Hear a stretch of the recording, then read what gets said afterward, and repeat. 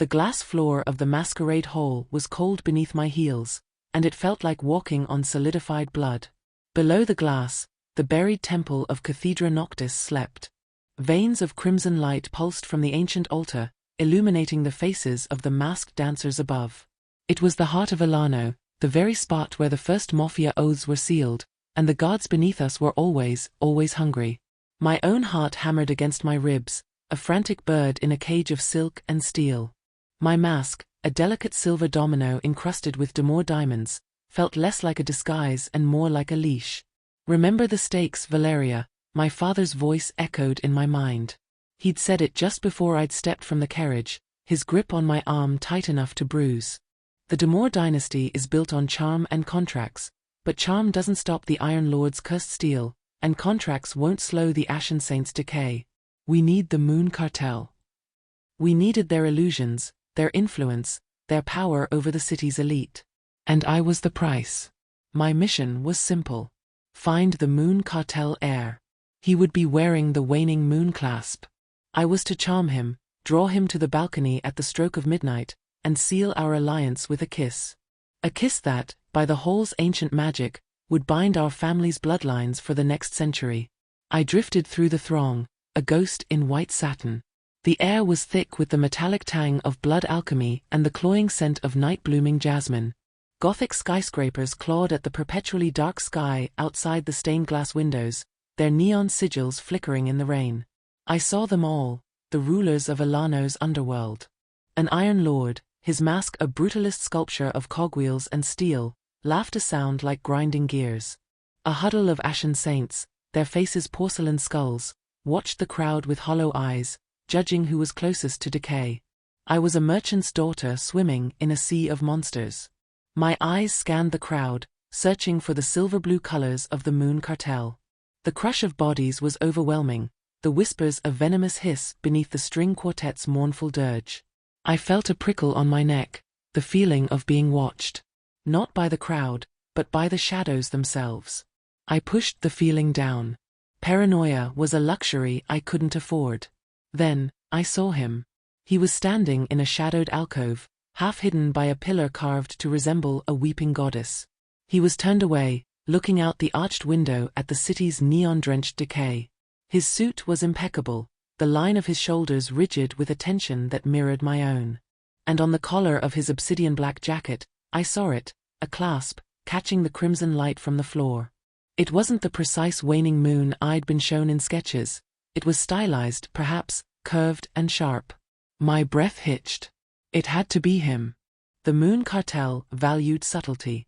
My legs felt like lead as I crossed the floor. The pulse of the temple beneath my feet seemed to quicken, matching my heartbeat. Thump thump. Thump thump. I was 3 feet away when he turned, almost as if he'd heard the sound of my blood rushing. His mask was not the elegant silver I'd expected. It was stark white, smooth as bone, covering his entire face. It was featureless, save for 2 dark, empty holes where eyes should be. An arctic chill crawled up my spine. This was wrong. This was not the heir. The Demore intuition that had kept my family alive for centuries was screaming at me to run. But I saw my father across the hall, watching me. His gaze was an iron spike. Failure was not an option. "A word, signore?" My voice was a strained whisper. The man in the bone-white mask said nothing. He simply tilted his head, a gesture of unnerving, predatory curiosity. He didn't move, he didn't speak. He just waited. The clock tower outside began to chime. Midnight. It was now or never. "Forgive me," I breathed, closing the distance. My father's orders. My family's survival. Before my courage could fail, I reached up, my gloved fingers brushing the cold, smooth plane of his mask. I rose on my toes, closed my eyes, and pressed my lips to his. The instant our mouths met, the world shattered. It wasn't a kiss. It was an execution. A scream ripped from my throat, but it made no sound. It was stolen by the vortex of power that erupted between us. It wasn't the gentle, contractual magic of the Demore. This was raw, ancient, and utterly agonizing.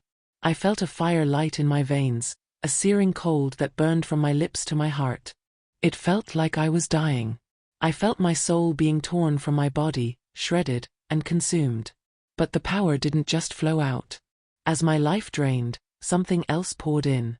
Something dark, cold, and impossibly powerful. It tasted of dried blood, ancient shadows, and a kingdom's worth of rage. A living sigil burned itself onto my very essence, a brand of a crown and a chalice. I collapsed. Strong arms caught me before I hit the blood-red glass. The music had stopped. The entire hall was silent. I looked up, my vision swimming. The man was holding me, his grip like steel. His bone-white mask was gone, shattered on the floor.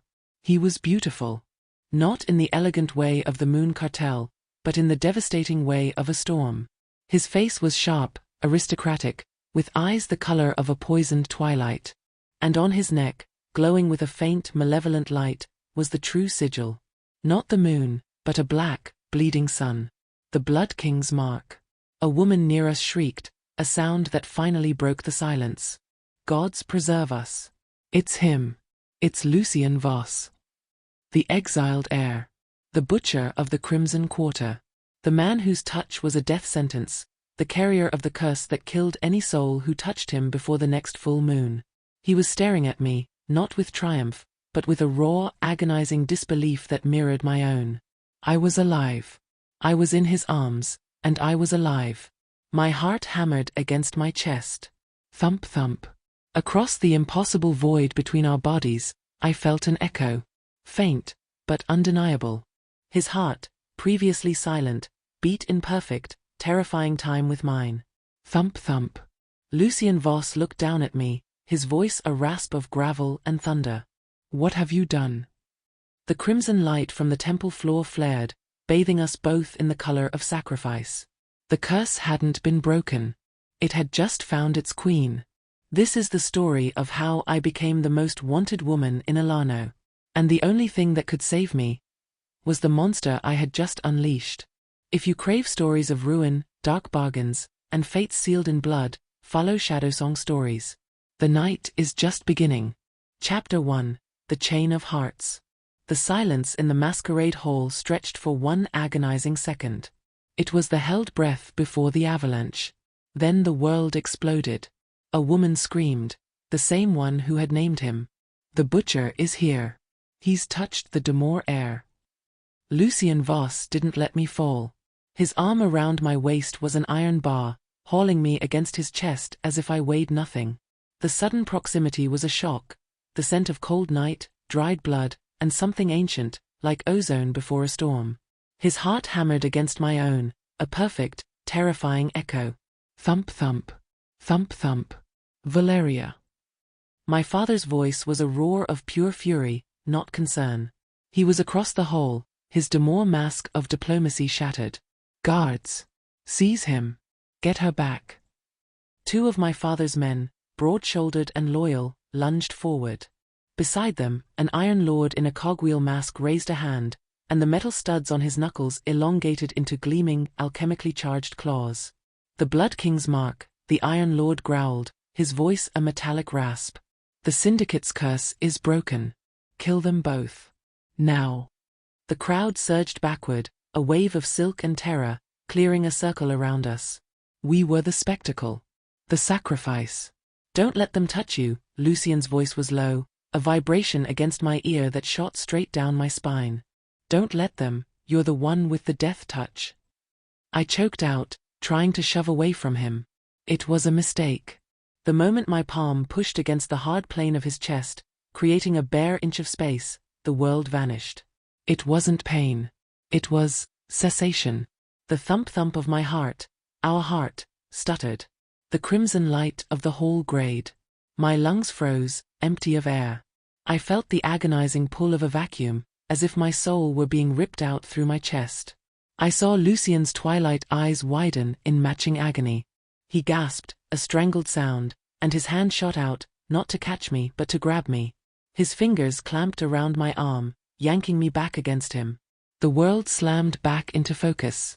Air flooded my lungs in a burning gasp. The shared heartbeat roared back to life, painful in its intensity. We both sagged, breathing hard, bound together by an invisible, agonizing chain. "So that's the new rule," he murmured, his voice tight with a pain that wasn't just physical. "One of my father's guards didn't care." He grabbed my left arm, the one Lucien wasn't holding. "Come on, Signorina." He pulled. The world tore in half. I screamed, a raw sound of pure, unadulterated agony. It felt like my ribs were splitting open, like my heart was being physically torn from its moorings.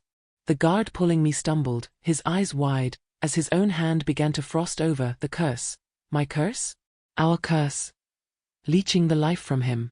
But Lucien's reaction was faster. He was no longer a shocked exile. He was the Blood King. With his free hand, he moved. It wasn't a brawl, it was a dissection. He didn't punch. He struck. His hand, wreathed in a faint, shadowy mist, jabbed the guard's throat. The man made a wet, gurgling sound and dropped, his hand still frozen to my arm. The Iron Lord lunged, claws extended. "Die, Syndicate." Lucien spun, pulling me with him, using my body as a shield and a pivot. The motion should have been dizzying. Instead, it felt balanced. He moved, I countered. He dipped, I arched. We were a single, two-headed creature. He caught the Iron Lord's wrist, and the air crackled. The Lord's enchanted claws dissolved into rust and ash. Lucien twisted, and the sound of the Lord's arm breaking was a sickening crack that echoed over the frantic strings of the quartet. The balcony. Lucien snapped. He didn't run. He flowed. He plunged into the terrified crowd, his arm a vice around my waist, keeping me plastered to his side. We were a whirlwind of white satin and black shadow. People screamed and scattered, tripping over abandoned masks and overturned glasses. I saw my father's face, pale with rage. I saw the Moon Cartel heir, the real one, watching from the stairs, his waning moon clasp glittering, his expression one of cold, reptilian calculation. He wasn't afraid. He was analyzing. We burst through the tall glass doors, shattering one of the panes. Cold, wet air hit us. The rain of Ilano wasn't just water, it was thick, tasting of iron and smog. We were on a wide terrace overlooking the city. Below, the neon-slick cobblestone streets were a dizzying drop. "Where are we?" "Quiet," he commanded. He dragged me to the edge, leaping onto the stone balustrade. "Are you insane?" I shrieked, looking down at the 1,000-foot drop. The gargoyles lining the cathedral walls seemed to leer at us. "The gods are hungry," he whispered, his eyes on the crimson-lit street below. "The city is alive. And they just answered my prayer." He pulled me tight, one arm crushing my ribs. "Hold your breath." And then he jumped. I didn't fall. We flew. Or rather, we were carried. The shadows from the alleyways, the dark, hungry gutters of the Crimson Quarter, they surged up, rising like a physical column of black smoke. They met us, wrapping around us like tendrils, slowing our descent, cushioning us from the impossible fall. We landed in a heap of soaked satin and shadow in a back alley, miles from the masquerade hall. The landing knocked the wind from me. The shadows receded, melting back into the rain-soaked cobblestones. I was left gasping, soaked to the skin, my priceless D'Amour gown ruined. Lucien was already on his feet, pulling me up with him. What was that?" I panted, my mind reeling. "The shadows." "The Blood Syndicate's power isn't just in the veins," he said, pulling me into a sprint down the narrow alley. Sigil lights flickered above us, casting pulsating red and blue glows on the wet brick. "It's in everything the light doesn't touch. We rule the dark, Valeria. And you just rang the dinner bell." We ran. We ran through phantom markets where ghosts traded whispers for memories. We ran past crimson-lit nightclubs where the bass thumped like a second, demonic heart. We dove into the catacombs, the walls whispering old names as we passed. I was a diplomat. I was trained for negotiation, for subtle threats over wine, for contracts written in ink and blood. I was not made for this. My lungs burned. My legs ached. But I couldn't stop, I couldn't slow down, because every time a half-step of distance came between us, the agonizing tear in my chest began again. He was my captor, my anchor, and my only means of survival. Finally, he stopped. He slid a rusted grate aside, revealing a black opening. In. Now. He pushed me into a pitch-black space that smelled of dust, old wine, and something metallic. I heard the grate slide shut, plunging us into absolute darkness. I heard him moving. A flint scraped. A candle flickered to life, then another, and another. We were in a forgotten cellar, or perhaps a crypt. Casks lined one wall, but the other was covered in old drying herbs and strange alchemical diagrams drawn in what looked disturbingly like chalky blood. Lucien stood across the small room, breathing heavily. The candlelight carved his face from the shadow, all sharp angles and brutal beauty. His twilight eyes were fixed on me, analyzing, calculating. I was cornered, trapped with the city's most notorious killer. "What is this?" I demanded, my voice shaking, though I tried to keep it steady. "The Demore charm. What did you do to me?" "What did I do?" He let out a harsh, dry laugh. "You kissed me. You, a Demore. Why?" I thought you were someone else." The admission felt stupid, hollow. "You thought." He stared at me, and the disbelief in his eyes slowly hardened into a dreadful understanding. "The Moon Cartel. The Gala. You were sealing an alliance. Your father's little diplomatic dove." "It was a mistake," I whispered, pressing my back against the damp stone wall. "It was fate," he countered, his voice dropping. He took a step toward me. I flinched. He stopped. "The Blood King's mark," he said, his hand unconsciously touching the black sun sigil on his own neck, was a curse of solitude. The gods decreed that the Blood Syndicate would never rise, that its king would walk alone, his touch a plague. Any who felt his touch, any soul, would be dead by the next full moon. He looked at me, his gaze so intense it felt like a physical weight. "But you didn't die, Valeria. Your bloodline, the Demore contracts, it must have been just compatible enough. You didn't just survive the curse. You fulfilled it." "Fulfilled? I don't understand." "It was never meant to be broken," he said, and his voice was a grim prophecy. "It was meant to choose. It was waiting for a soul strong enough, or foolish enough, to share the burden. The power didn't shatter, Valeria. It bonded." He held up his left hand. I held up mine. On my inner wrist, where my pulse throbbed, a new mark was blistering into existence. It was a perfect mirror of his, a black, bleeding sun. "My power now flows through you," he said. "My shadow, my strength. And your life. It now fuels mine. We are one, a king and a queen." "No." The word was a desperate prayer. "No, I'm a Demore. I won't be part of your blood-soaked empire." "You already are," he said. "And you already know the first rule of our new kingdom." He turned and walked to the far side of the small crypt, maybe 20 feet away. The chain drew taut. The agony was immediate. It was worse this time. My vision blackened at the edges. I collapsed, clutching my chest as my heart seized, starved of the proximity to his. Across the room, Lucien was on one knee, his face pale, his teeth clenched.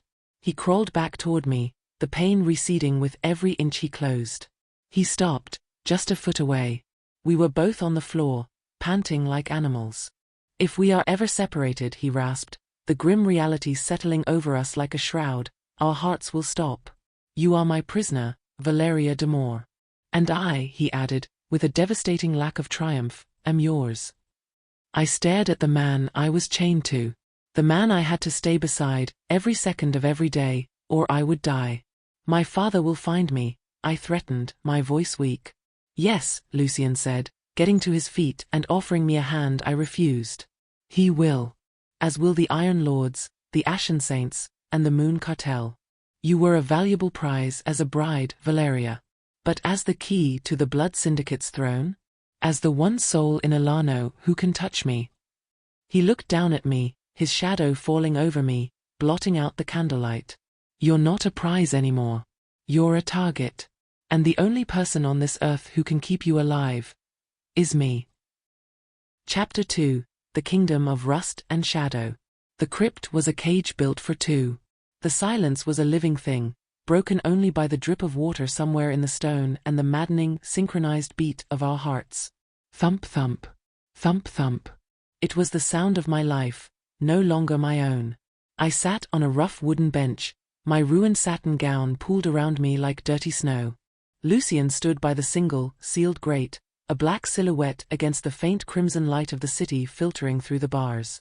He was maybe 15 feet away, and the distance was a low, humming ache in my sternum, a physical reminder of my leash. For an hour, I had tried to be a demure. There must be a way to undo this, I'd said, my voice cool, though my insides were liquid terror. All magic has a price, a contract. All contracts have a loophole. What is the counterclause? Lucien had turned from the grate, his twilight eyes flat in the candlelight. The counterclause? Death. One of us dies, the other is free. And since your heart stops the moment mine does, that seems inefficient. That's not a solution, it's a failed state. It's the only one we have. I had tried threats. My father will tear Elano apart to find me. The Demore dynasty holds the contracts for every major shipping route and half the alchemy guilds.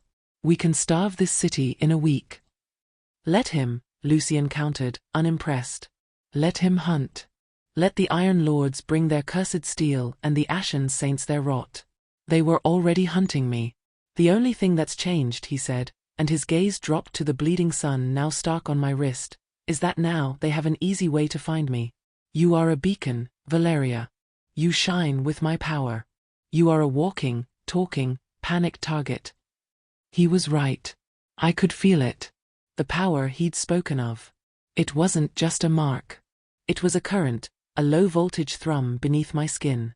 The shadows in the corners of the crypt seemed deeper, more detailed. I could feel the small, skittering life of rats in the walls, their tiny, hot hearts beating a frantic rhythm against the steady drum of our own. The air, which had smelled of dust and old wine, now carried other scents, the iron of the grate, the copper of old bloodstains on the floor, the ozone and night air scent of Lucien himself. And I was hungry. It was a cold, hollow ache that no food could fill. It was a hunger for more. More power, more shadow, more of the very thing that was poisoning me. So this is your grand plan? I snapped, pulling my knees to my chest, trying to make myself small. You, the mighty Blood King, hiding in a sewer with your new queen? The word felt like acid on my tongue. What do you want? He finally moved, crossing the small room to sit on an old cask opposite me. The ache in my chest eased as the distance closed, replaced by the suffocating tension of his proximity. He was close enough that I could see the fine, silver scar lines at the corner of his left eye, the way the candlelight caught the blue-black of his hair. What I have always wanted, he said, his voice low. The Crimson Quarter. My throne. The Blood Syndicate was the first house, Valeria. We were the ones who brokered the original pacts with the sleeping gods beneath the hall. We kept the balance. The other houses, they were our vassals. He leaned forward, his elbows on his knees. The passion in him was a cold fire, more terrifying than any rage. Then the others grew greedy. The Moon Cartel whispered poison. The Iron Lords forged rebellion. They allied, they attacked. They slaughtered my family, cursed my bloodline with this solitude, and shattered my house. They scattered my people, enslaved them, left them to rot in the very city we built. The Crimson Quarter is a slum, I said. It's ruled by gutter-level gangs and decay peddlers. It is a kingdom in ruins, he corrected, his eyes burning into mine. And its king has returned. For a century, I have walked this city alone, a ghost, a bedtime story told to frighten new Mafia recruits. I've been hunted, unable to touch, unable to connect. I've been waiting. I needed a key. Something to amplify my own dormant power, something to bypass the curse's solitary confinement. He looked at me, and the weight of his gaze was suffocating. I was planning to steal a relic from the Moon Cartel. I was planning a ritual that would likely have killed me. And then you, in your silk and diamonds, kissed me, and handed me everything. I felt sick. So I'm just a tool. A battery. You are the fuse, he said. My power is a sleeping giant. The bond. It has awakened it. But it's wild, untamed. You feel it, don't you? I nodded, my throat tight. You are Demore, he continued. Your bloodline is built on control, on binding, on contracts. My power is chaos and shadow. You are the vessel that can give it shape. You are the only one who can. And if I refuse? Then we will both be torn apart by it. Or, more likely, the other houses will find us while we are arguing and crucify us in the masquerade hall. They want you dead, Valeria. They can't risk you learning to use what you now hold. They can't risk the blood syndicate rising. A scraping sound from above made us both freeze. It was metal on stone. From the grate. Lucien was on his feet in an instant, blowing out the candles, plunging the crypt back into near-total darkness. He grabbed my arm, his touch a familiar brand, and pulled me flush against the stone wall, into the deepest part of the shadows. Thump thump. Thump thump. Our shared heart was a frantic drum in the sudden silence. Who? I mouthed, barely breathing. He put a finger to his lips, his other hand moving to a long, thin object I hadn't noticed before, wrapped in cloth. He slowly unwrapped it, revealing a blade of obsidian dark steel, a stiletto that seemed to drink the faint red light. Another scrape. A heavy thud, as if someone had landed on the grate. A voice slithered down from above. It was dry, like dead leaves skittering on pavement. We feel a new warmth. A double heart. A sweet, sweet decay about to begin. Ashen saints, Lucien whispered, his breath stirring my hair. I felt a wave of nausea. The saints. They didn't just kill, they unmade. Their gods were of rot and the grave. Show yourselves, little morsels, the voice hissed. The Lady of Ash smells your fear. It is delicious.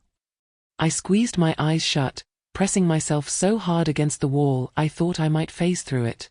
I felt Lucien's power thrumming under my skin, and a strange primal instinct rose with it. It wasn't fear. It was rage. A cold, possessive fury. They can't have him. They can't have me. A sickly, pale green light seeped through the grate. I saw a hand, skeletal and grey, its fingers elongated into talons. It was prying at the rusted lock. They'll be through in a minute, Lucien breathed into my ear. There is another way out, but it's not clean. And we have to go. Together. He pointed to the wall of wine casks. What? He didn't wait. He grabbed a heavy, discarded beam from the floor, jammed it under the largest cask, and heaved. The man was impossibly strong. The cask, which must have weighed half a ton, rolled aside with a groan of tormented wood, revealing a black, circular opening. A sewer tunnel.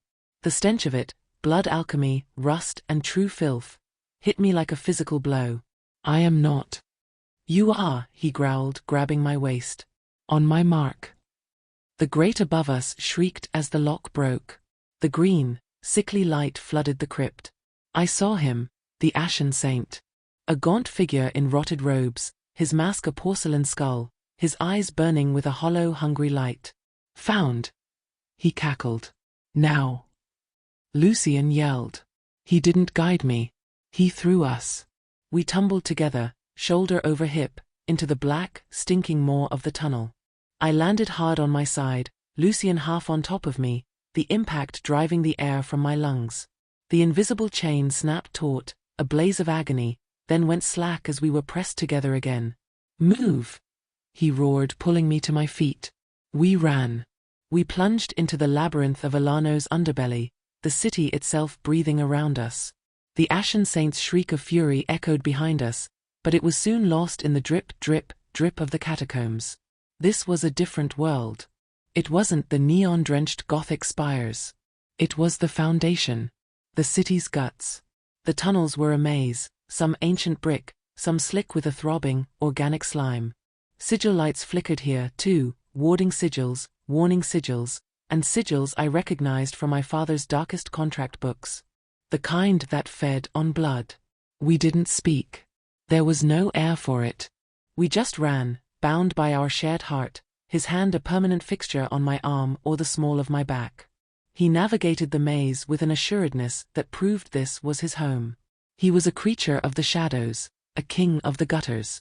I lost all track of time. My legs were numb. My Demore training had taught me to stand for 12 hours in negotiations, but not to flee through a sewer. I was about to collapse when Lucien finally stopped, pulling me into a dry alcove. He held me upright as I leaned against him, gasping, my lungs on fire. "We're close," he panted. "Close to what?" I spat. "Another tomb."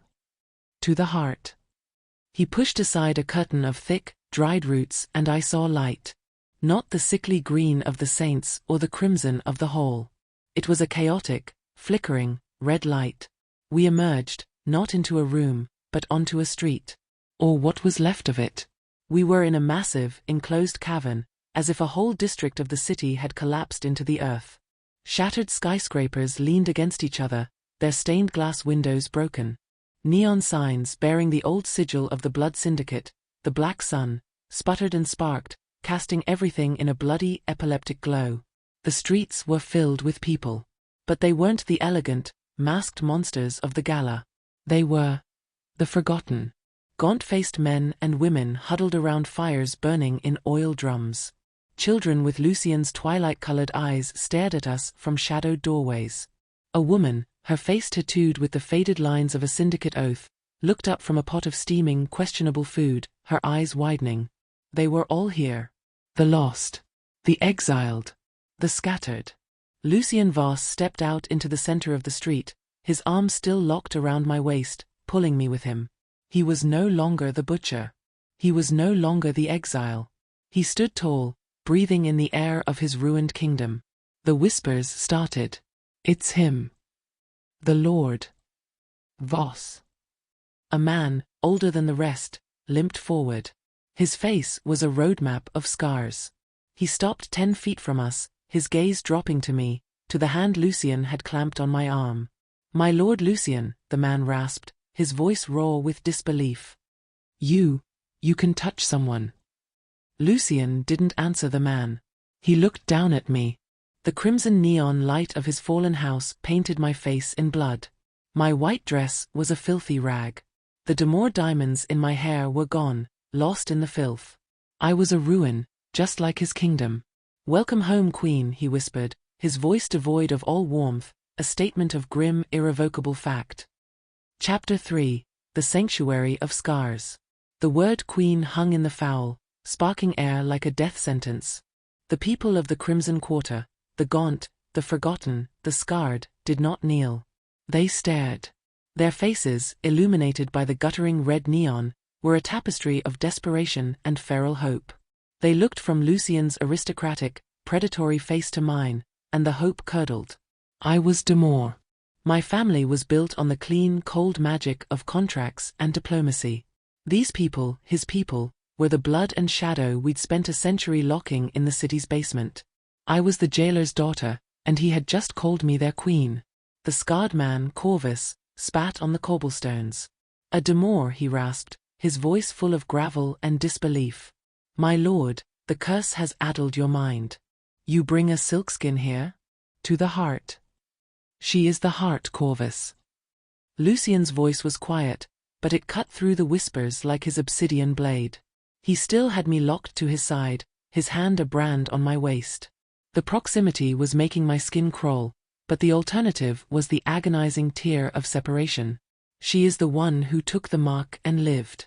She is the first." He didn't wait for permission. He began to walk, dragging me with him, deeper into the ruined, cavernous district. The crowd parted, a sea of hostile, awestruck faces. They bowed to him. They glared at me. Children with his twilight-colored eyes, the mark of the true syndicate bloodline, peered at us from heaps of rubble, their expressions unreadable. This was his kingdom. A city-sized grave. The air smelled of rust, ozone, and unburied history. Above us, the roots of Elano's upper city dangled like a dead canopy. "This is madness," I whispered, my voice shaking, trying to match his long, purposeful strides. My satin shoes were shredded. "They hate me. I am your enemy." "You were," he corrected, not looking at me. "Now, you are my shadow. And they will learn to worship you, just as they worship me. Or they will fear you. It makes no difference. He was taking us to the district center, to a skeletal skyscraper that had pancaked, its upper half collapsing into the building beside it. We entered what had once been a grand, neo-Gothic bank lobby. The teller windows were smashed. The floor was a mosaic of shattered marble and old dark stains. At the back of the lobby stood a massive, circular vault door, its steel surface etched with the bleeding sun sigil. It was the only thing in the entire cavern that was clean. Lucien placed his hand on it. The sigil glowed, a faint, pulsing red. With a groan of ancient mechanics, the 2-foot-thick door ground open. He pushed me inside. It was a cavernous, circular room, mercifully dry and lit by a single, bare bulb powered by some humming alchemical generator. It was clearly his, a cot in the corner, a table piled with maps of the city, and a small, rusted trough and spigot in the corner. This was the Blood King's throne room. The vault door sealed shut behind us with a pneumatic hiss that felt sickeningly final. The silence was immediate. The thrum of the generator. The drip of the spigot. And thump-thump. Thump-thump. For the first time, the sound of our shared heart was deafening. Lucien released me. The 20 feet of space felt like a vast, empty plain. The dull ache of the bond settled into my chest. He stood by the door, watching me. I stood by the table, trembling, my adrenaline fading and leaving a bone-deep, cold exhaustion. "I need to wash," he said. The statement was so mundane it shocked me. "What?" "The sewer," he said, gesturing to his own filth-caked suit. "The saints rot. I need to get it off me." He moved to the trough in the corner, unbuttoning his jacket. My demure sensibilities, my entire life as a cloistered, protected daughter screamed, "Turn around." I snapped, my voice high. I will not, stand here and watch you." He stopped, his hand on the buttons of his shirt. He looked at me, and it wasn't with amusement. It was with a cold, terrifying pity. "You will," he said, his voice flat. "You will stand there. You will stand there and watch me wash. You will stand there when I sleep. You will be 5 feet away when I eat. And I will be there when you do. Do you finally see, Valeria? The pretty mask is gone. The gala is over. There is no polite. There is no privacy. There is only the chain." He turned his back to me, a deliberate, arrogant dismissal. He knew I couldn't leave. He knew I couldn't even go to the far side of the room without collapsing in agony. He stripped off his shirt. His back was a landscape of scars, old and new. But beneath the scars I saw it, the black sun sigil, a massive tattooed mirror of the one on his neck. And it was moving. The shadows that made up the ink seemed to writhe, as if alive. He splashed the cold, recycled water on his face and chest. I forced myself to look away, my face burning. I was a prisoner, bound to my jailer's every intimate movement. I stared at the maps on his table, trying to focus. Analyze, Valeria. A demure finds the loophole. The maps were of the entire city, but his markings were focused on the tunnel systems, the alchemy-powered sigil grids, and the flow of something. I traced a red line. It led from the Crimson Quarter straight to the Iron Lord's industrial district. "You're planning an attack," I breathed. "I'm planning a war," he said, his voice echoing in the small space. I heard the water splash as he finished. "I'm planning to take back what they stole." "You can't," I said, my fear giving way to the cold logic I'd been trained in. "You have a few hundred starving fanatics in a cave. The Iron Lords have forges, alchemy, and an army. The Moon Cartel has the city's entire social and political structure in its pocket. You don't have the resources. You don't have the power. I do now." He turned. He was clean, his hair damp, his chest bare. The living sigil on his back seemed to pulse in time with our heart. He stalked toward me, all coiled muscle and predatory grace, forcing me to back up until I hit the cold steel of the vault wall. He stopped, close enough that I could feel the cold radiating from his skin. "I have you," he whispered. He was right. I could feel the power thrumming in the room. It was him. But it was also me. The shadows in the corners, the ones that had seemed deep before, were now stretching toward me, drawn to my cold hunger. I felt that strange hollow ache in my gut again. It wasn't for food. It was for control. I looked at the shadow he cast on the wall beside me. It was a dark, jagged thing. Driven by an instinct I didn't know I possessed, I lifted my hand, the one with the new, raw mark. I focused on the shadow. Bind, I thought, the more imperative. Contract. The shadow on the wall froze. Lucien's eyes widened. He looked at his shadow, then back at me. What? I concentrated, my heart hammering. The shadow twisted. It elongated, separating from his feet, and coiled in the air like a black serpent. It was obeying me. My bloodline, I panted, the effort making me dizzy. It's not chaos. It's law. Your power. I can shape it. Lucien's expression was no longer arrogant. It was something else. Awe. Hunger. A king of shadow, he breathed, and a queen of contracts. A queen who can bind the shadow. He reached out, his fingers tracing the air an inch from my face. They will not know what hit them.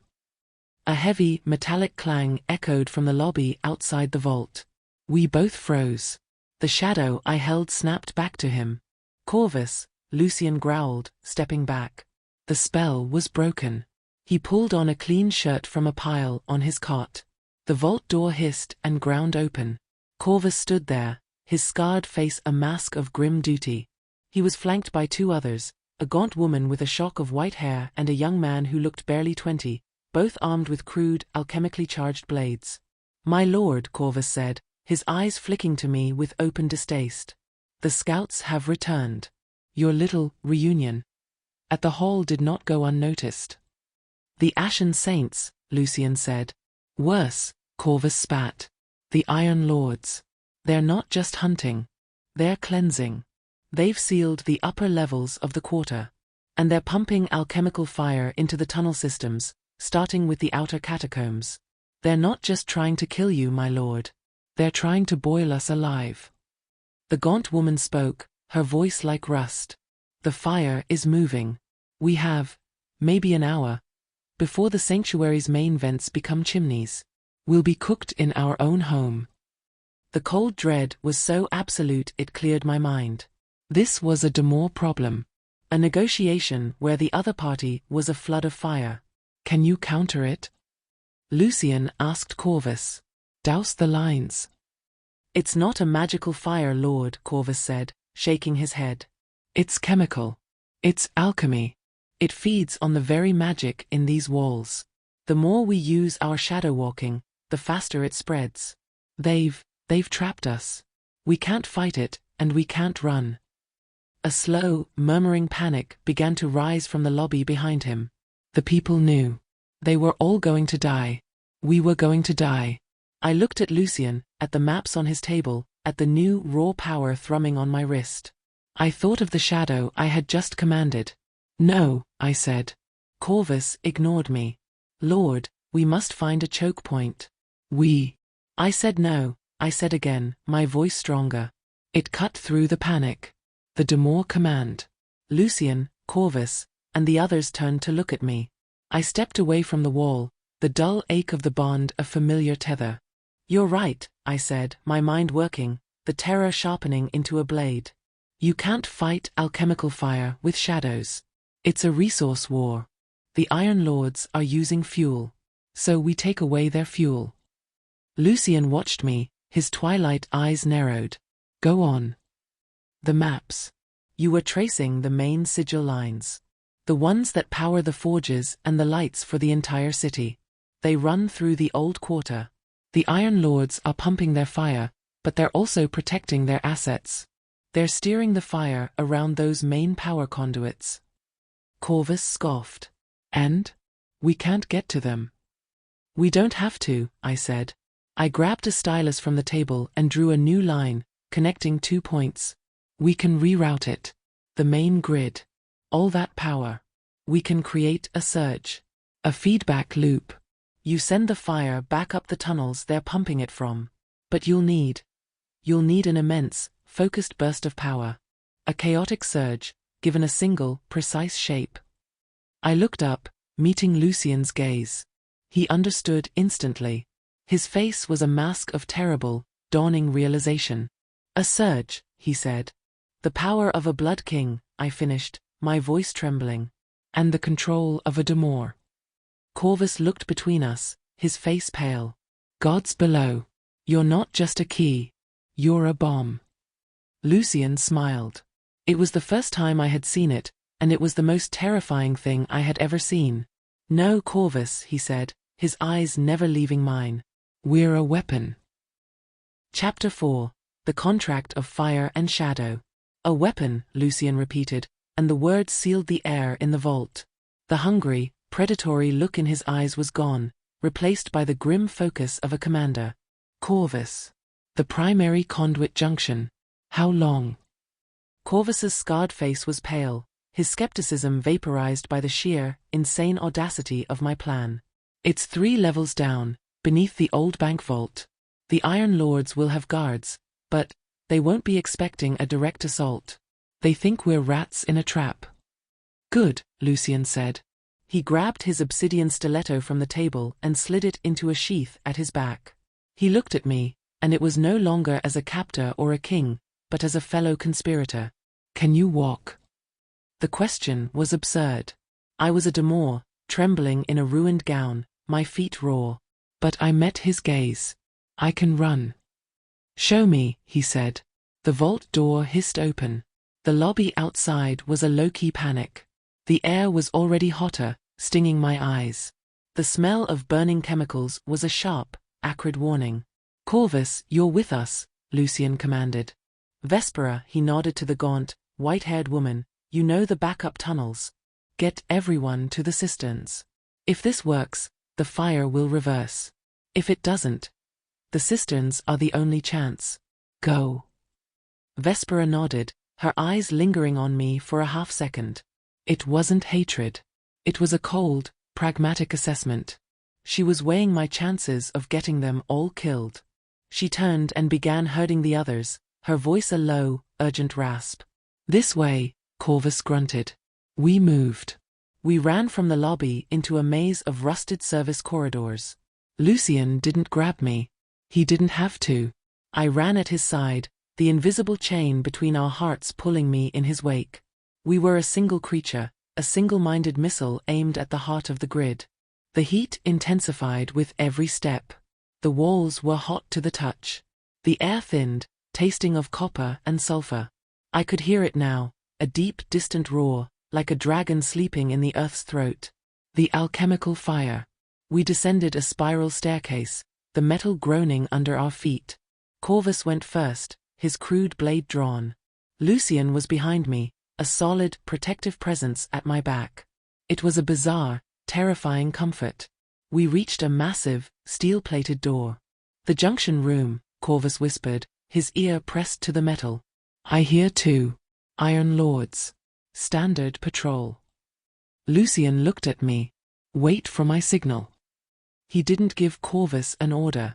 He and the scarred man simply moved. Corvus slammed his shoulder into the door, bursting the lock. He went low. Lucien went high. I saw it happen in a series of nightmarish flashes.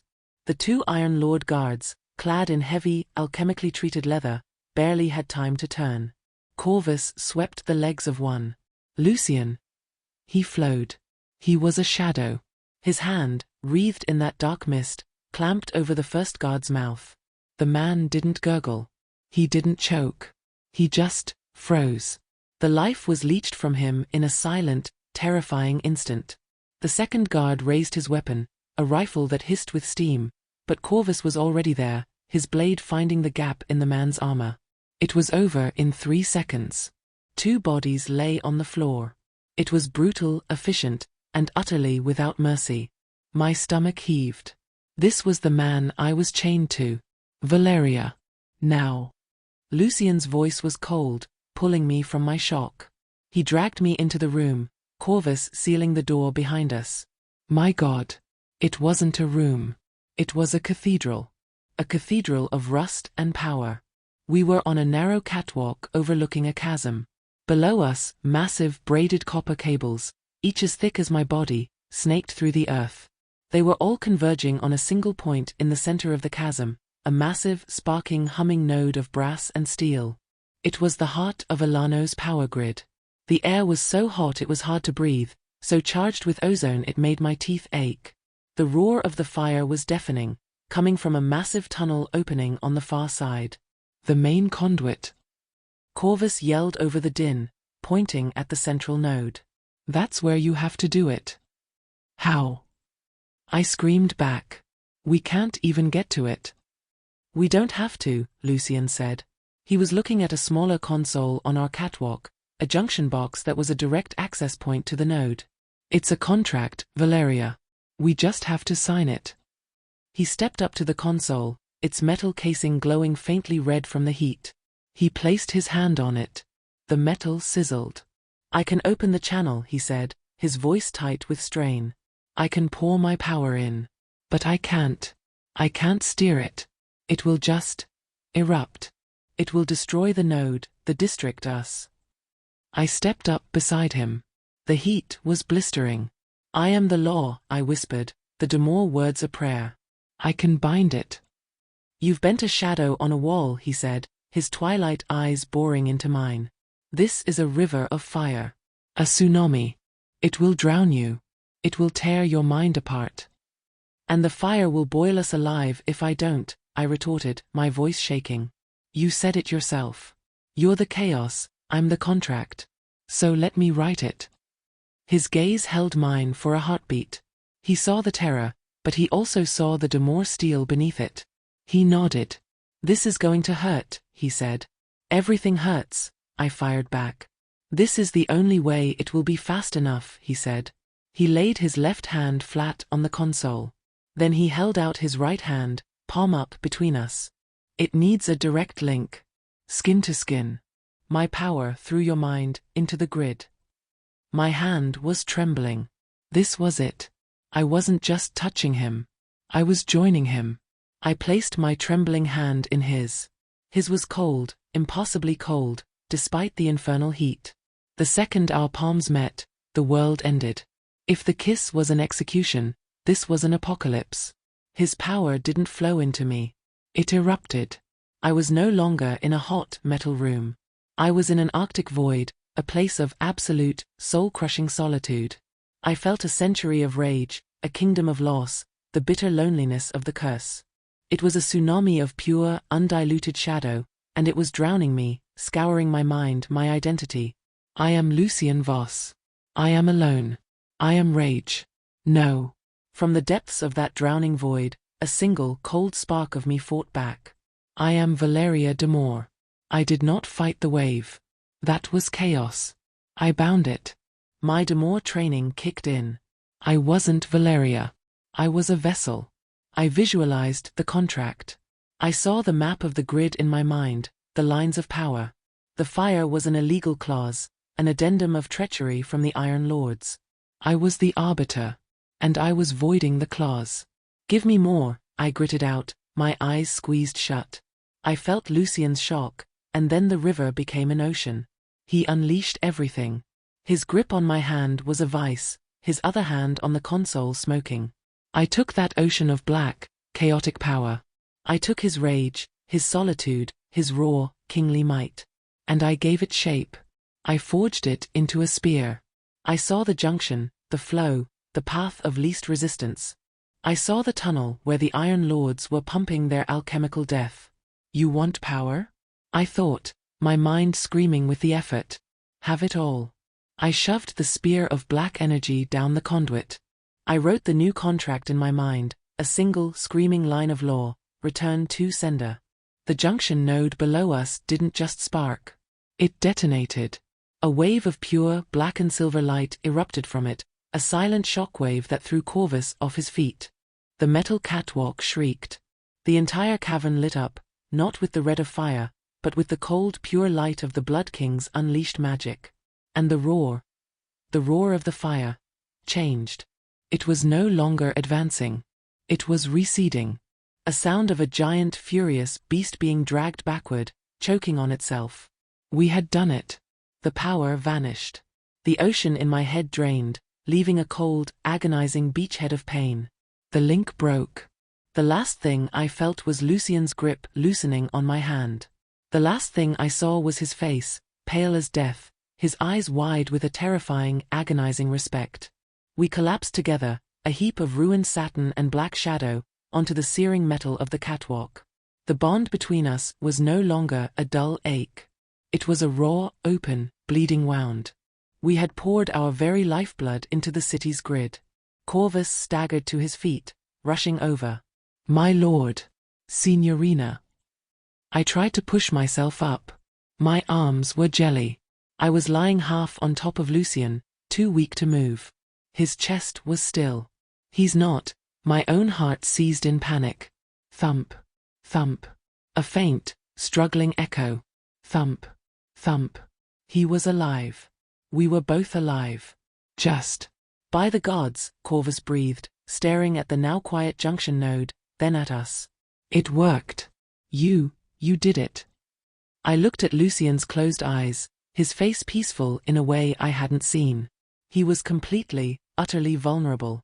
The terrifying Blood King, the butcher, the monster, was as weak and helpless as I was. We had saved his people. We had crippled the Iron Lords. And we had just shown the entire sleeping city of Alano exactly what our new two-person kingdom was capable of. We weren't just a target.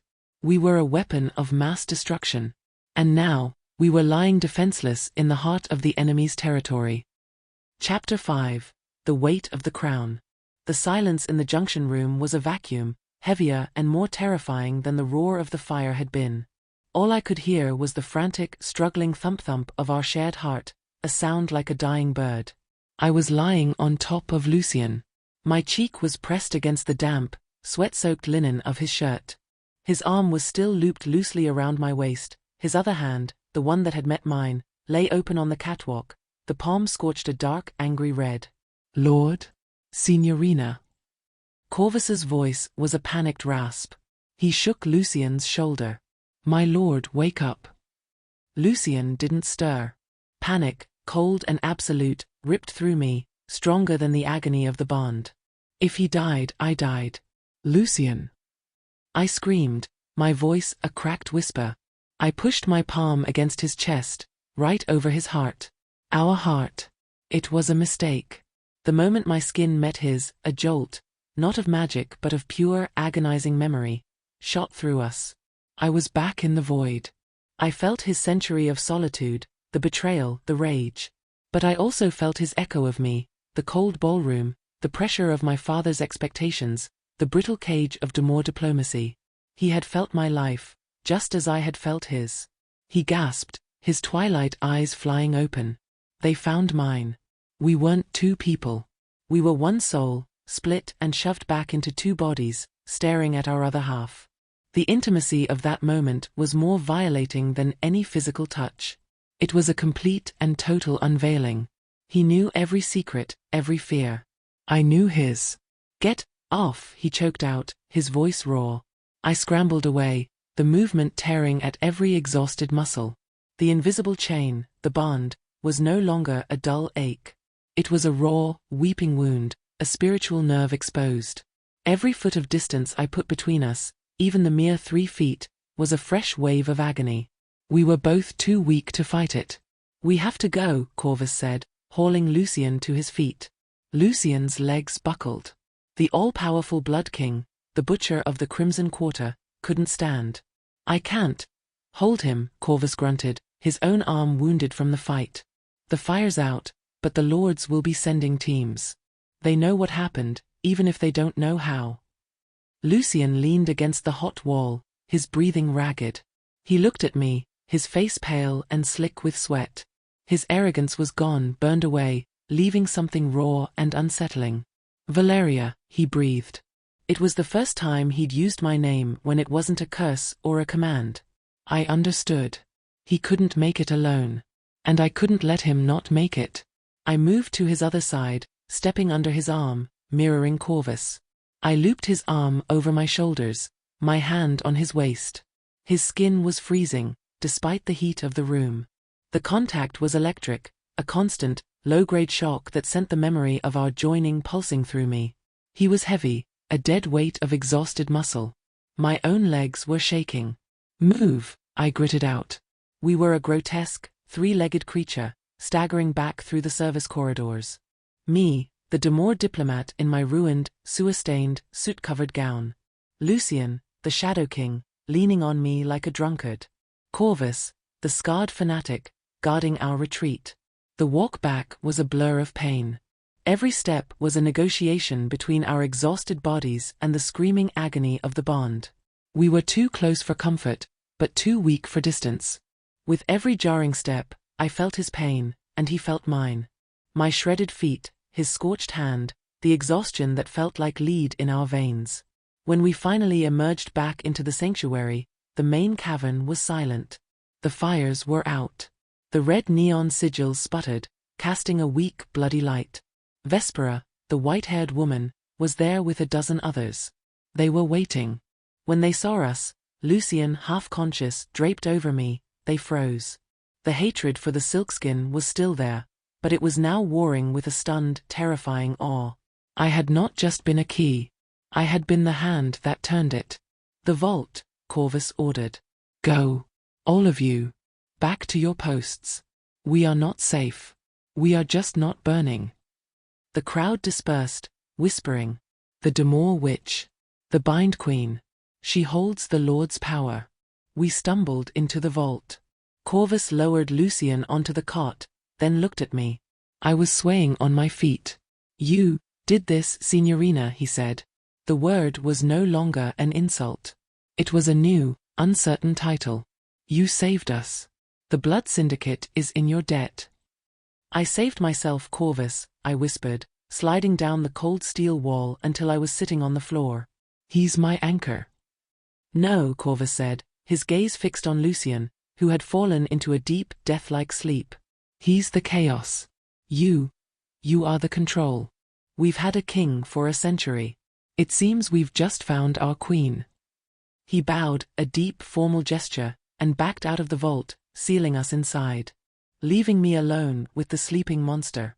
The silence was absolute, save for the generator's hum and the now steady thump-thump of our shared heart. I was trapped. I couldn't move more than 20 feet from that cot. I sat on the floor, my mind a hollow, echoing chamber. I had saved them. I, Valeria Demore, had used shadow magic, Blood Syndicate chaos, to wage war on the Iron Lords. My father. My family. I was a traitor. I was a monster. But I was alive. A new sensation began to creep in, overriding the exhaustion. The hunger. It was back, and it was a roaring, hollow void. The burst of power had been a feast, and now I was starving. I looked at the stale bread and water on the table, and my stomach turned. That wasn't what I wanted. I wanted the shadows in the corner. I wanted the thrum of the city's grid. I looked at Lucien. My mark, the bleeding sun on my wrist, was throbbing. It was hungry, too. It was hungry for him. For his power. He moaned in his sleep, his scorched hand clenching. It was raw, weeping. I was a Demore. I was also a pragmatist. If he was injured, it weakened us both. I got to my feet, my legs shaking, and crossed the small room to the cot. The bond eased, the raw, tearing pain softening into a dull throb as I drew closer. Being near him was like a balm on a wound. I knelt by the cot. His face in sleep was younger, stripped of the royal arrogance and the century of pain. He was just a man who held my life in his hands. I looked at his burned palm. I went to the spigot, soaked a relatively clean rag, and returned. I hesitated, touching him again. After what I'd felt. Get on with it, Valeria. I gently took his wrist. His skin was cold, but the burn was hot. As I began to clean the wound, his eyes snapped open. We were inches apart. His twilight gaze was unfocused, then sharpened, locking on me. He didn't pull away. He didn't threaten.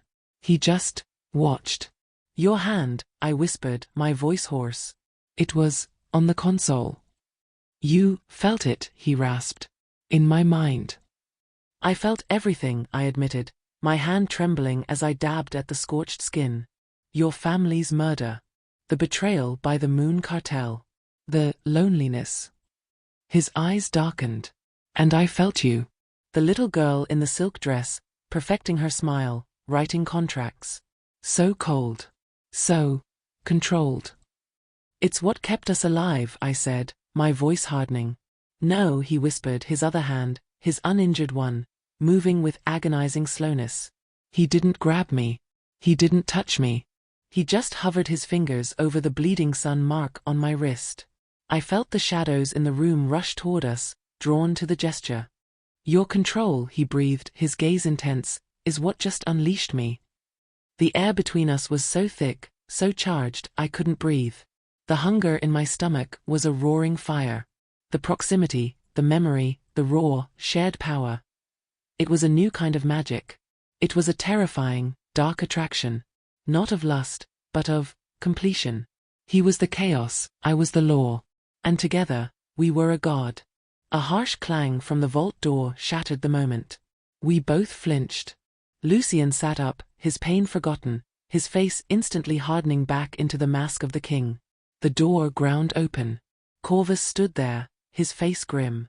The good news, my lord, he said, is that the Iron Lords are in chaos. Their primary forge is dark, and their fire is everywhere it shouldn't be. You've broken them. And the bad news, Lucien said, already standing, his hand at my back, steadying me as I rose. We were a unit.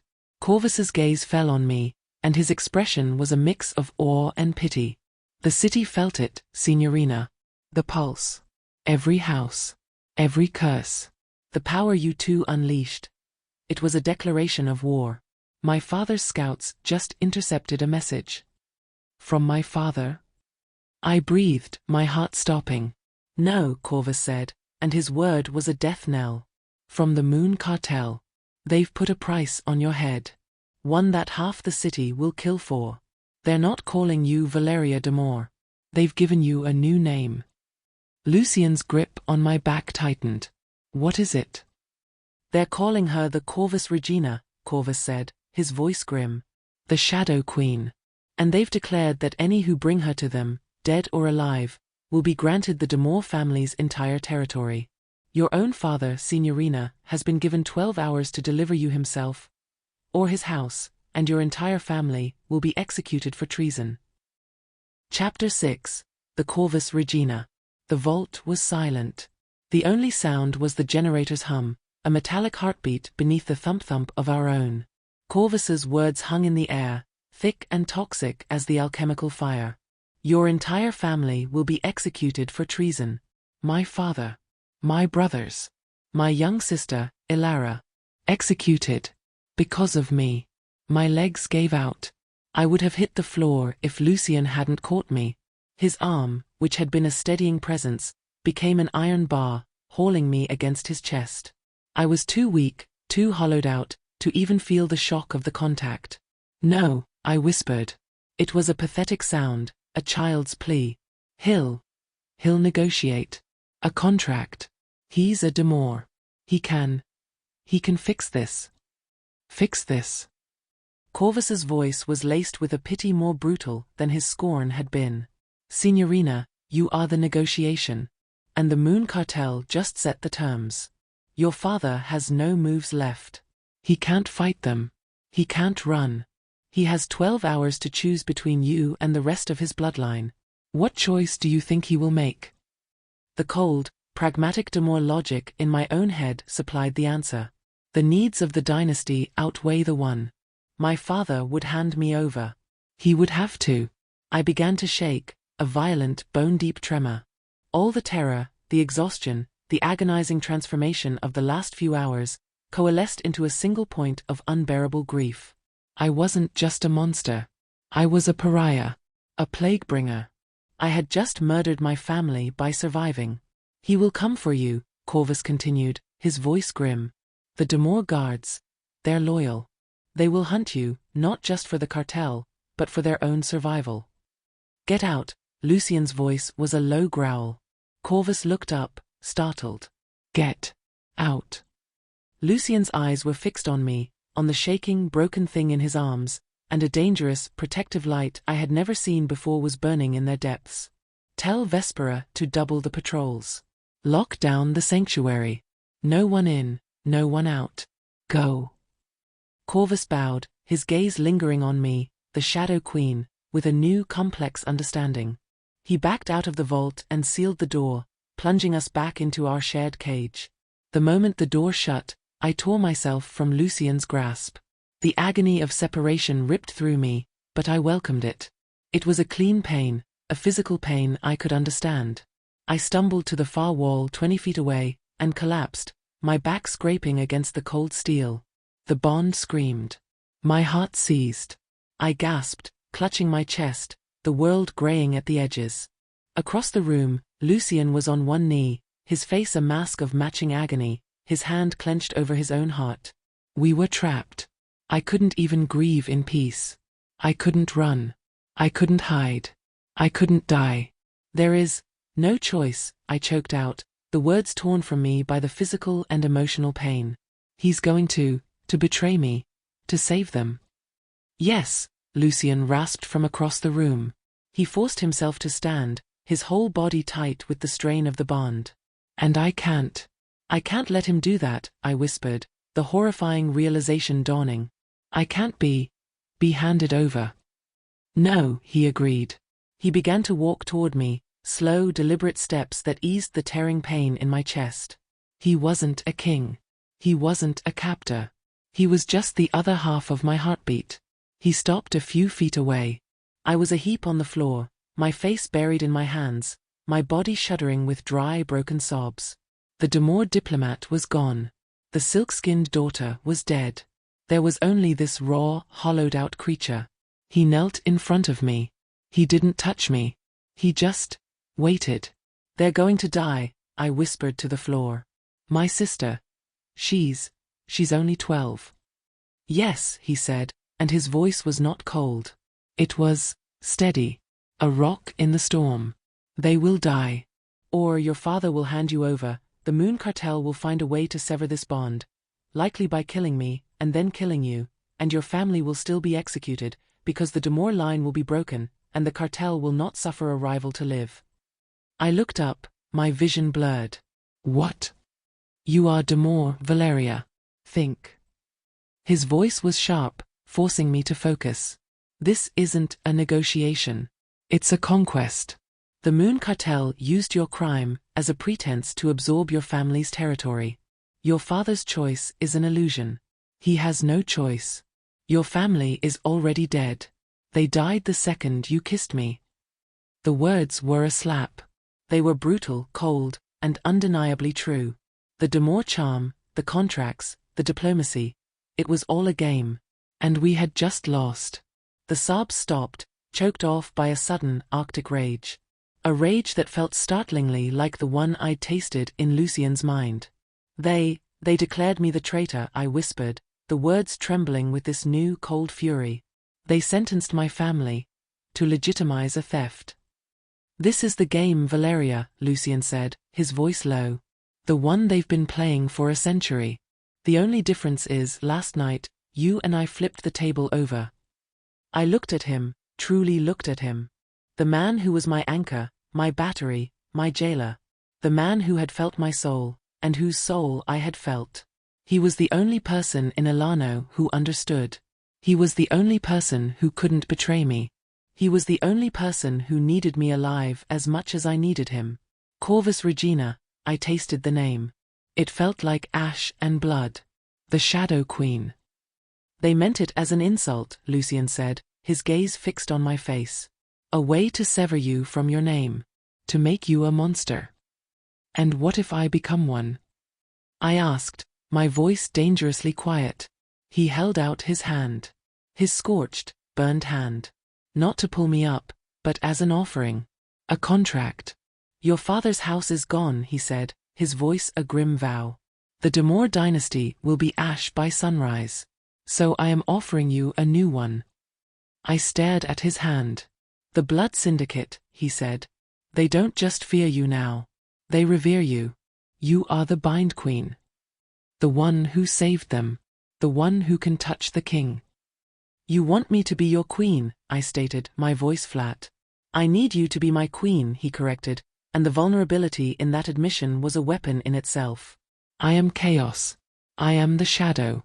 You are the law. You are the contract. Together, we are not just a weapon. We are a kingdom. My choice was an illusion, just like my father's. I could die a Demore, or I could live as a Voss. I could die a victim, or I could live as a queen. They will come for me, I whispered. My father's guards. The Moon Cartel. The Iron Lords. The Ashen Saints. The entire city will hunt me. Let them come, Lucien said, his voice a low, dark promise. The shadows in the vault began to writhe, stretching toward us. The hunger, the cold, hollow ache inside me, suddenly focused. It wasn't just a hunger for power. It was a hunger for vengeance. I will not be hunted, I said, my voice no longer my own. It was cold, clear, and sharp as a shard of glass. I placed my hand in his. The moment our skin met, the power flared. Not the agony of the junction, but a cold, controlled, perfect circuit. The shadows in the room rushed into me, through me. I bound them. I felt the thrumming dark power of the Blood King, and I did not fight it. I welcomed it. I wrapped it in the cold hard logic of my Demore blood, and I owned it.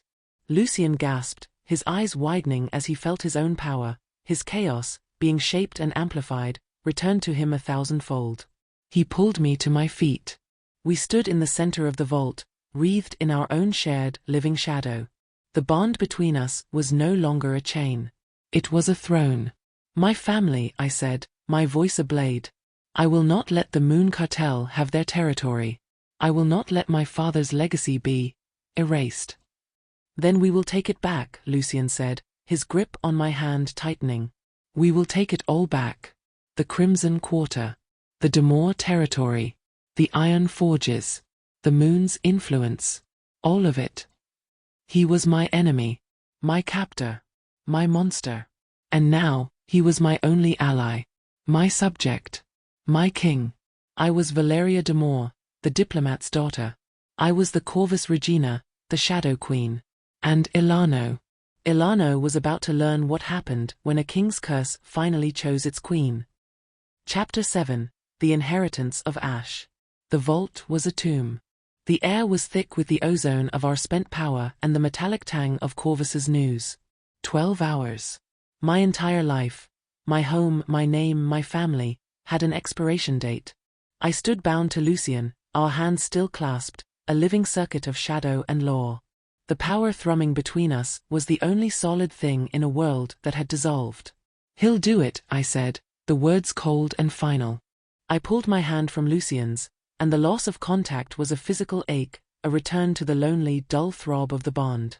My father. He will make the trade. He'll see it as the only logical move. One daughter for the survival of the dynasty. It's a fool's move, Lucien said, moving to the table, his steps still unsteady. He braced himself, looking down at the maps of his ruined kingdom. The Moon Cartel won't honor it. They'll take the territory, and slit his throat anyway. A predator doesn't spare the sheep just because it offers up a lamb. He knows that, I said. But he will believe he can craft a contract strong enough to hold them. He will trust in the law. It's his fatal flaw. He thinks every monster can be bound by ink. And you? Lucien asked, turning to face me. His twilight eyes were searching, pinning me in place. Do you share that flaw? The question hung between us. I thought of the raging, chaotic ocean of his power I had held in my mind. I thought of the river of alchemical fire I had bent to my will. I used to, I said, my voice a low, rough thing I didn't recognize. I believed in contracts. Now, I only believe in control. The Moon Cartel made one mistake. They think my father is still the master of the Demore dynasty. Lucien's head tilted, a spark of interest in his exhausted features. He's not. You can't be master of a house you intend to sacrifice, I said. He's given up his claim. He's a traitor to his own blood. And by the ancient laws of Ilano, the true laws, the ones written beneath the masquerade hall, a bloodline's power cannot be held by a traitor. It must pass to the next in line. Understanding dawned on his face. You. Me, I confirmed. The hunger was back, that cold, hollow ache in my gut. But it wasn't for power anymore. It was for justice. It was for inheritance. The Demore dynasty isn't just a name, I explained, my mind racing, the Demore strategist awakening from the grief. It's a magical charter. An ancient pact that gives our family dominion over the city's contracts, its charms, its diplomatic channels. It's a wellspring of power, bound to our blood. My father is going to offer that charter to the Moon Cartel in exchange for his life. And you, Lucien finished, a slow, predatory smile touching his lips for the first time. You're going to steal it first. I'm not going to steal it, I said, walking to stand opposite him at the table. I am going to claim it. It is my inheritance. And I am going to merge it with ours. His smile faded, replaced by a look of stunned, dangerous awe. Merge? The Demore Charter? With the Blood Syndicate? You are chaos and shadow, I said, placing my marked hand on the map, covering the territory that had once been my home. I am law and contracts. Your people are starving.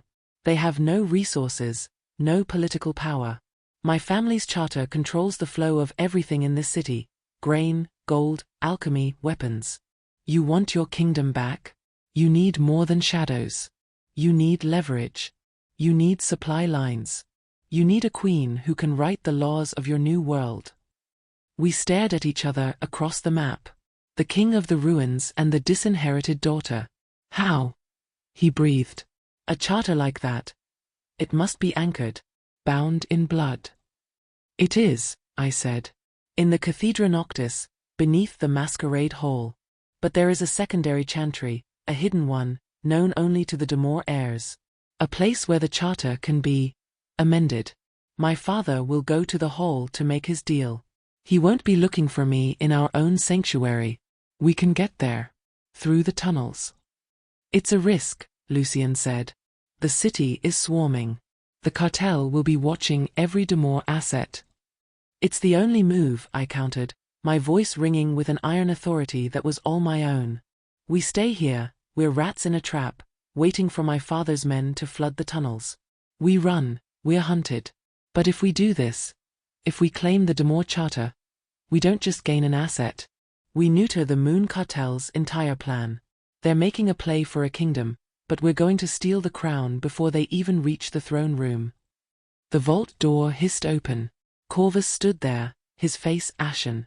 My lord. Regina. The new title was hesitant, but it was there. A patrol. They found a delegation in the mid-level tunnels. 5 Demore guards. And your father. He's carrying a white flag. He's asking to speak with his daughter. He says he's come to save you. The blood drained from my face. He's come to save me. The words were a lie. They had to be. A Demore manipulation. A trick to lure me out. My father, the master of the reasonable request, the civilized negotiation, coming to me with a white flag. He was coming to appeal to the daughter he knew, the girl who would sacrifice herself for her family. Lucien looked at me, his face an unreadable mask. A trap. Yes, I whispered. He'll have assassins, Corvus added, his hand on his blade. Moon Cartel illusions, Iron Lord steel. He'll smile while they put a blade in your back. Everything in me, the new cold logical queen, screamed that it was a trap. But what if it wasn't? What if the father I knew, the man who had taught me to play chess and read contracts, was playing a deeper game? What if he was trying to betray the Moon Cartel? The doubt was a sliver of poison. Where are they? I asked, my voice flat. Holding at the old marketplace checkpoint, Corvus said. They're waiting. I looked at Lucien. His eyes were cold. You are the queen, Valeria. You will not be summoned. They come here. Or they die. No, I said, a sudden, sharp clarity cutting through the doubt. We can't let them near the sanctuary. And I can't meet him in a tunnel, like a rat. If I am to be the Corvus Regina, I will meet him on my terms. In my territory. I looked back at Corvus. The old bank lobby. The one above this vault. Regina, it's not defensible. It's perfect, I said, my mind flying. It's our territory. It's imposing. And it's a message. He's coming to a bank to make a deal. He will understand that. I turned to Lucien. I will meet him. But not alone. I will be at your side, he said. No, I said, a plan forming, cold and brilliant. You're right. It's a trap. They're coming to kill the Blood King and retrieve the Demore heir. They're expecting you to be at my side, chained to me. They'll be ready for that. I pointed to the shadows on the ceiling of the vault. You won't be at my side. You'll be everywhere else. Lucien's eyes widened, then slowly, a look of profound, terrible pride filled his face. You will be my shadow, Lucien, I commanded. And when my father springs his trap, you will be the darkness that swallows him whole. Chapter 8. The Queen's Gambit. The ruined bank lobby was a theater set for a tragedy. The air was cold, smelling of old rust and the ozone from our recent battle. Sputtering red neon from the fallen syndicate signs outside cast long, bleeding shadows across the shattered marble floor. I stood at the far end, the massive sealed vault door at my back. It was a symbol. I was the gatekeeper to the new kingdom, and my old one was about to come knocking. Corvus and Vespera flanked me, not as guards, but as witnesses. Their faces were grim, their weapons sheathed but ready. I was no longer in the ruined satin gown. Vespera had given me simple, black leather trousers and a dark tunic, the practical uniform of the syndicate. It felt more like armor than any silk I had ever worn. Then, he came. Patriarch Marcello Demore stepped through the shattered archway, flanked by 6 of his personal Demore guards. My father was the image of tragic, aristocratic resolve. His silver-streaked hair was perfect. His suit was immaculate. He held a white flag. And his eyes, when they found me, were filled with a terrible, calculated pity. Valeria, he breathed, his voice echoing in the cavernous space. My child. Gods, look at what these animals have done to you. He took a step forward. His guards fanned out, their hands on their holstered, sigil-etched pistols. They were tense, their civilized Demore training useless in this savage, crimson-lit ruin. You're not here to save me, father, I said. My voice was not my own. It was a cold, clear bell, ringing with the new dark power that thrummed in my veins. It didn't even tremble. He stopped. The mask of the concerned father faltered. Valeria, please. Be reasonable. I have brokered a peace. The Moon Cartel is prepared to be merciful. They will pardon your indiscretion. They will spare our family. Ilara, I stated. His eyes flinched. The first sign of a crack. Yes. Ilara. Your mother. They will be safe. All you have to do is come with me. Renounce this butcher. He spat the word, as if expecting Lucien to materialize. And the price for this mercy? I asked, taking a slow step toward him. The Demore Charter? Our territory? Our contracts? Our entire legacy? It is a sacrifice, he hissed, his composure breaking. A sacrifice to save our bloodline. It is a price I am willing to pay to save your sister. You're lying, I said. I am your father, he roared. And you are a traitor, I countered, my voice dropping, silencing him. You would sacrifice me to save yourself. You would hand me over, knowing they will kill me. You would barter with a power you have no right to command. And you do it all while hiding behind my sister's name. His face went cold.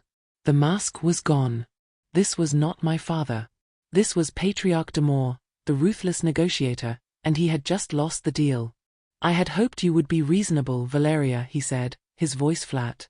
He gave a subtle nod. But you were always too much like me. It was the signal. The Demore guards raised their weapons.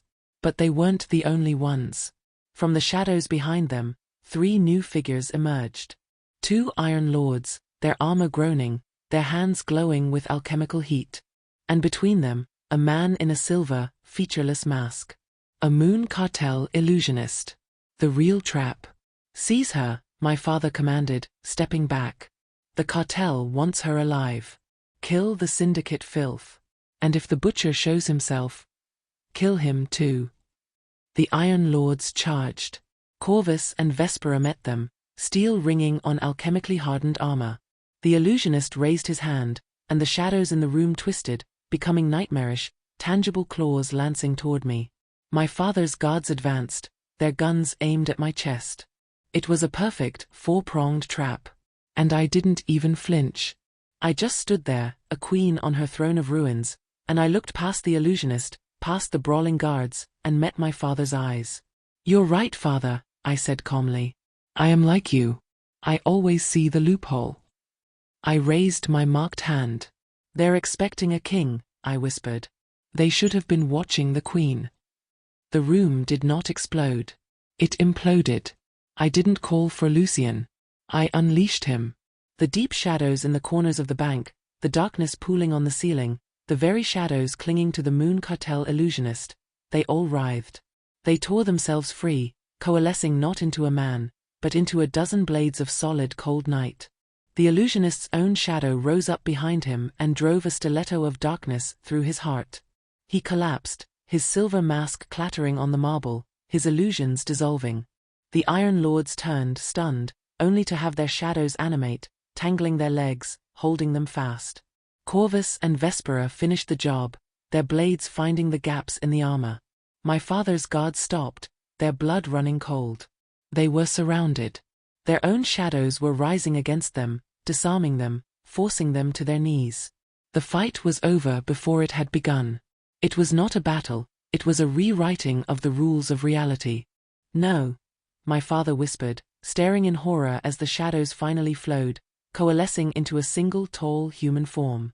Lucien Voss stepped out of the darkness to stand at my side. He didn't touch me. He didn't have to. His presence was an iron crown on my head. He just looked at my father with those cold, twilight eyes. What are you?"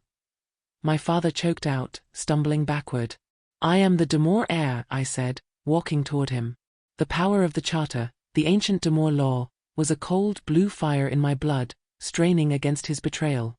"And you, by your treason, by this act of war against your own blood, have abdicated your claim." You can't." "I can," I said. "You taught me how. A contract is sacred. And you broke the ultimate one." I stopped, just a foot from him. I raised my hand, the black sun on my wrist pulsing with Lucien's power, my veins thrumming with the blue light of my own. "I, Valeria de Moor, last true heir of my line, declare Patriarch Marcello de Moor attainted," I spoke, my voice ringing with a magical binding authority. "His contracts are void. His authority is broken. His name is erased. The de Moor Charter, by blood and by breach, passes to me."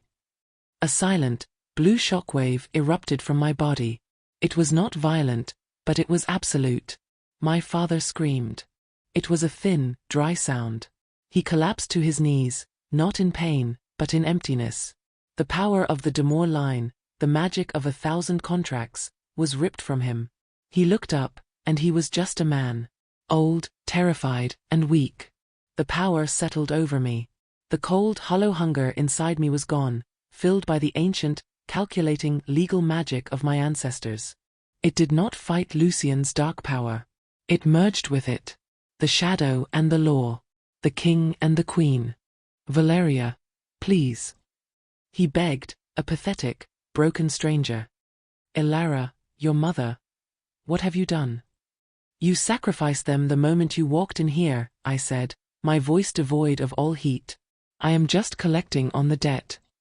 I turned to Corvus. "Take him. And his guards. They are no longer de Moor. They are bargaining chips." Corvus and his men hauled my father away, his pleas echoing and then fading into the darkness of the tunnels. The ruined lobby was silent. Lucien and I stood alone, the bodies of our enemies at our feet. He turned to me, and the respect in his eyes was as absolute as the power in my veins. "The Moon Cartel will declare all-out war," he said. "They already did," I replied, looking at my hand. The black sun of the syndicate was now intertwined with the faint, glowing blue sigil of the de Moor Charter. They just lost their commander, their illusionist, and their entire claim to my family's territory. They didn't get a new asset.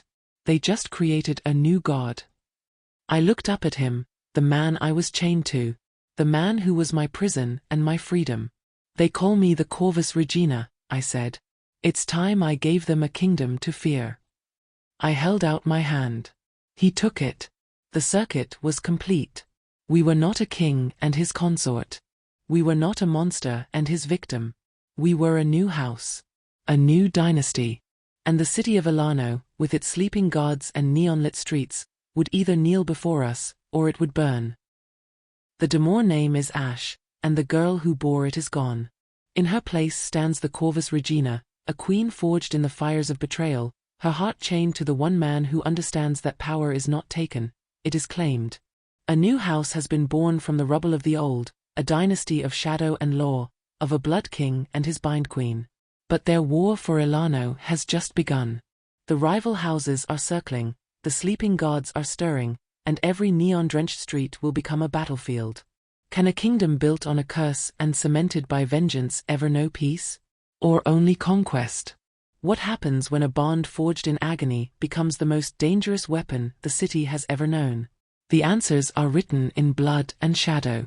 If you crave tales where love is a weapon and every crown demands a sacrifice, follow Shadow Song stories. The darkest verses are yet to be sung.